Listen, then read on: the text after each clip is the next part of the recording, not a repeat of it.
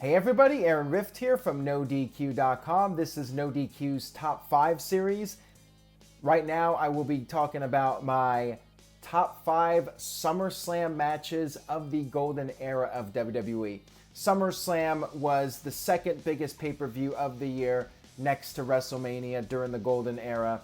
And there were some really significant matches during that period. So let's go ahead and discuss them. Coming in at number 5 is from SummerSlam 88, the very first SummerSlam. The main event, the Mega Powers versus the Megabucks. Randy Savage had defeated the $1 Million Man Ted DiBiase at WrestleMania 4, but Ted DiBiase wanted his revenge. And along with Andre the Giant, they were targeting the new champion. Hulk Hogan was there by Randy Savage's side, and that led to a tag team main event for the very first SummerSlam. And this match had the star power to where you could have a tag team match main event of pay-per-view. And to add the icing on the cake, you had Jesse the Body Ventura as the special guest referee. Would he call the match down the line? Jesse claimed he would, but of course you saw Ted DiBiase shoving that money down the pocket of Ventura. So you weren't sure what to expect. At SummerSlam, it looked like Ventura was playing by the rules, but then you saw that he was starting to favor the bad guys, and that's when the secret weapon came in. Miss Elizabeth got on the apron, pulled off her skirt, and with everybody distracted, Hogan and Savage made their comeback and defeated the Megabucks to prevail. This was a great way to start the SummerSlam series and also set the tone for what was to come between the Mega Powers exploding, Hulk Hogan and Randy Savage. Next up at number 4 from SummerSlam 89, we had Hulk Hogan and Brutus the Barber Beefcake against Randy Savage and Zeus. How things had changed in a year. At SummerSlam, the Mega Powers were victorious, but then they exploded. They were no longer allies. They were bitter enemies, and they had new tag team partners. Hulk Hogan recruited his good friend and buddy, Brutus Beefcake, and Randy Savage recruited Hulk Hogan's opponent from the No Holds Barred movie that came out in 1989, the human wrecking machine Zeus, who was apparently impervious to pain. You could not hurt this guy. Nothing you did to this guy could take him down. So the question was, could Hulk Hogan and Brutus Beefcake overcome these odds? You had Sensational Sherry out there at ringside representing Savage and Zeus, but then Miss Elizabeth showed up to even the odds. And in the end, Hulk Hogan and Brutus Beefcake were able to take down Zeus and scored the victory over Randy Savage and the Human Wrecking Machine. Coming in at number 3 from SummerSlam 1990, you had the Hart Foundation challenging Demolition for the WWE Tag Team titles in a 2 out of 3 falls match. This was one of my favorite matches of this era. Both teams were red hot. Demolition, even though they were often considered to be Legion of Doom knockoffs, I really liked the tag team, and they were on top for several years in WWE. The Hart Foundation, they had previously been tag team champions, and now they were finally getting their opportunity at the titles once again. However, we had a situation here. Demolition had 3 people, not 2. So the odds were against the Hart Foundation, and Demolition used the 3-on-2 advantage by having the members swap places by having Axe go under the ring, and then Smash would come from under the ring, and then they would switch again when the referee wasn't looking. All of a sudden, just when it looked like the Hart Foundation were going to lose, you had the Legion of Doom show up to even the odds. They pulled Axe from under the ring, and during the melee, the Hart Foundation gained the upper hand and won the tag team titles. And I just love the reaction after the match when you see Bret Hart and Jim Neidhart celebrating with the titles. Just real, raw emotion.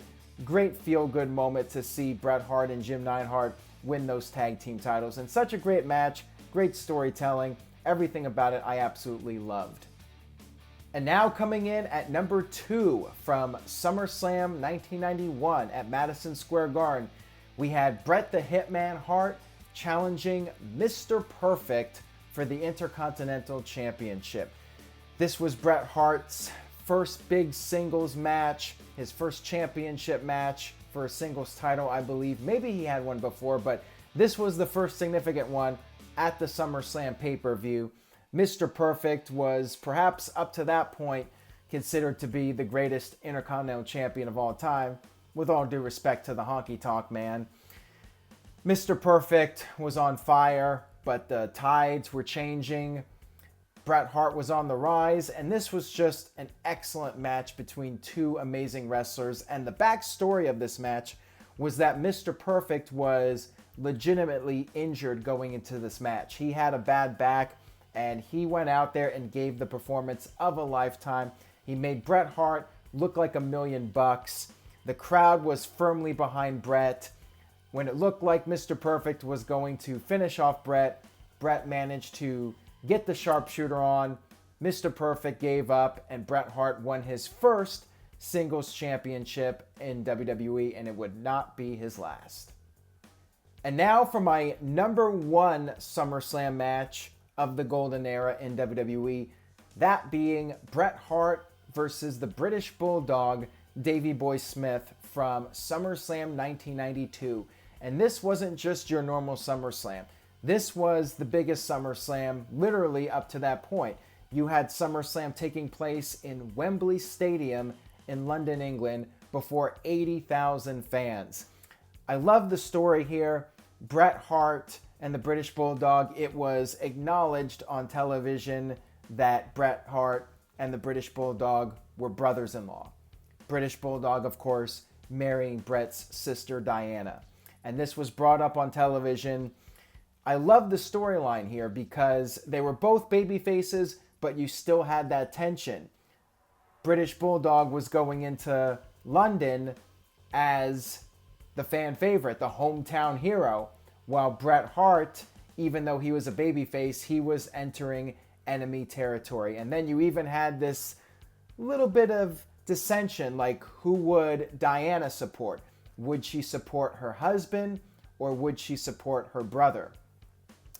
When the match took place, it actually main evented SummerSlam. This was the first time that the Intercontinental title match, not the WWE title match, was the main event, the final match of a WWE pay-per-view. So they made history at this show, closing out SummerSlam. And what an incredible match. Now, there have been reports about British Bulldog not being in the best condition going into the match. So all the credit really goes to Bret Hart, although I do give credit to both guys because it does take two to tango, and I think you need both guys being in sync with each other to make the magic happen. But a lot of people consider Bret Hart to be the star of this match. Bret was booed quite heavily in Wembley Stadium, but he still went out there and gave an incredible performance. He put over the British Bulldog clean in the middle, 1, 2, 3, and then afterwards he raised British Bulldog's hand. Diana got in the ring and celebrated with both of them. One of the best feel-good moments in WWE history. And the real star coming out of that was not the British Bulldog, it was Bret Hart. And I really feel that this match is what made Bret Hart. That made him in the eyes of Vince McMahon, because Bret went out there and proved that he could perform at that high level and main event a show. And sure enough, 2 months later, Bret Hart becomes the new WWE champion. Was it a coincidence? I don't think so. I think when SummerSlam was over, Bret Hart had sealed his legacy as perhaps the best there is, the best there was, and the best there ever will be.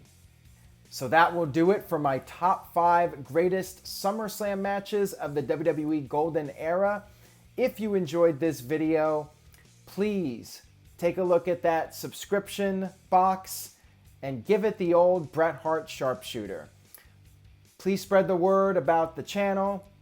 Tell a friend about NoDQ.com and stay tuned to NoDQ for the very latest wrestling news and rumors. Thanks for watching.